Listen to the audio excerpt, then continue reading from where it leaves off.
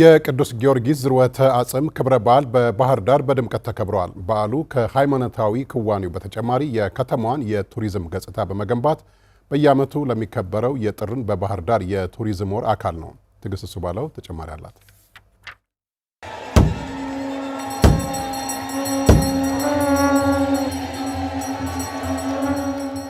ዓመታዊው የሰባሩ ጊዮርጊስ የንግስ በዓል ሃይማኖታዊ ስርዓቱን ጠብቆ ተከብሯል። ከሃይማኖታዊ ክዋኔው ባሻገር የህዝብ ትስስርን በሚያጠናክርና የቱሪዝም መዳረሻነትን በሚያሳድግ መልኩ ነው የተከበረው። የባህር ዳርና ሰሜን ጎጃም አህጉረ ስብከት ሊቀ ጳጳስና የቅዱስ ሲኖዶስ አባል ብፁዕ አቡነ አብርሃም ምዕመናን በዓሉን ሲያከብሩ የእግዚአብሔርን ቸርነት እያሰቡ የቅዱስ ጊዮርጊስን መንፈሳዊ ተጋድሎና ጽናት አርአያ በማድረግ መሆን እንደሚገባውም አሳስበዋል። ዛሬ ቅዱስ ጊዮርጊስን መታሰቢያውን ወይም ክብረ በዓሉን ስናከብር የእግዚአብሔርን ቸርነት፣ የጊዮርጊስን ብርታት፣ መንፈሳዊ ተጋድሎ ለምን ሳይንበረከክ ማን ነው ከክርስቶስ ፍቅር የሚለየኝ ብሎ ማን ላይለየው የዚህ ዓለም መከራ ለሱ ምን አለመሆኑን አምላኬ ምንም ኃጢአት የሌለበት ምንም ነውር የሌለበት ምንም በደል የሌለበት እኔን ለማዳን እኔን ኃጢአተኛውን እኔን ጎስቋላውን እኔን የወደኩትን ፍለጋ የመጣውን የኔን መከራ የተቀበለው እሱ ይህንን ሲያደርግ እኔ በኃጢአቴ በመከራዬ ልገረፍም የሚገባኝ ልንገላታ የሚገባኝ እንዴት እሸሻለሁ? ከዚህ ማን ከክርስቶስ ፍቅር የሚለየኝ የለም ነው ያለ። የባህር ዳር ከተማ አስተዳደር ባህል ቱሪዝምና ስፖርት መምሪያ ኃላፊ አቶ ጋሻው እንዳለው የሰባሩ ጊዮርጊስ በዓል በታንኳ የታጀበ ልዩ የባህር ላይ ሃይማኖታዊ ስርዓት ያለው በመሆኑ የህዝብ ትስስርን ከማጠናከሩ ባለፈ ከተማዋን ከቱሪዝም ዘርፍ ተጠቃሚ ያደርጋታል ብለዋል። በዓሉ በሰላም እንዲከበር አስተዋጽኦ ላደረጉ አካላትም ምስጋና አቅርበዋል።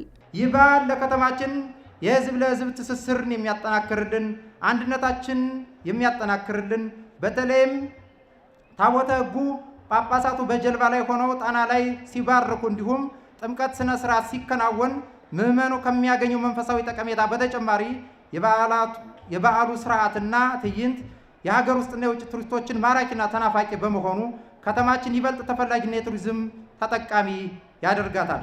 በዓሉ እንዲሳካ ለተሳተፋችሁ ግለሰቦች፣ አደረጃጀቶች፣ ተቋማት እና ሌሎች የበዓሉ ተሳታፊዎች መላው የባህር ዳር ከተማ አስተዳደር የሀገረ ስብከት የሃይማኖት ሊቃውንት ሁላችሁንም እንደ ከተማ አስተዳደር እያመሰገንኩ ለመላው ህዝባችንና የበዓሉ ቤተሰቦች በዓሉ የሰላምና የፍቅር እንዲሆን እመኛለሁ።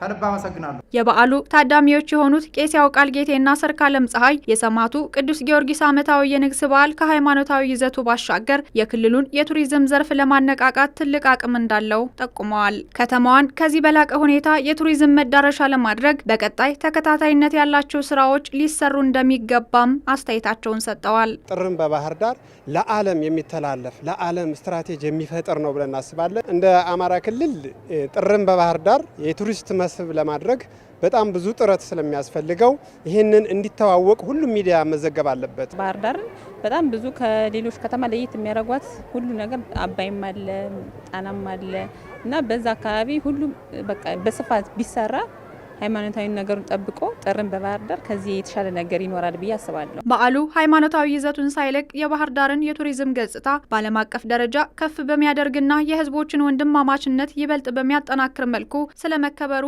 የአስተዳደሩ ባህል ቱሪዝምና ስፖርት መምሪያ ኃላፊ ላሚኮ ተናግረዋል።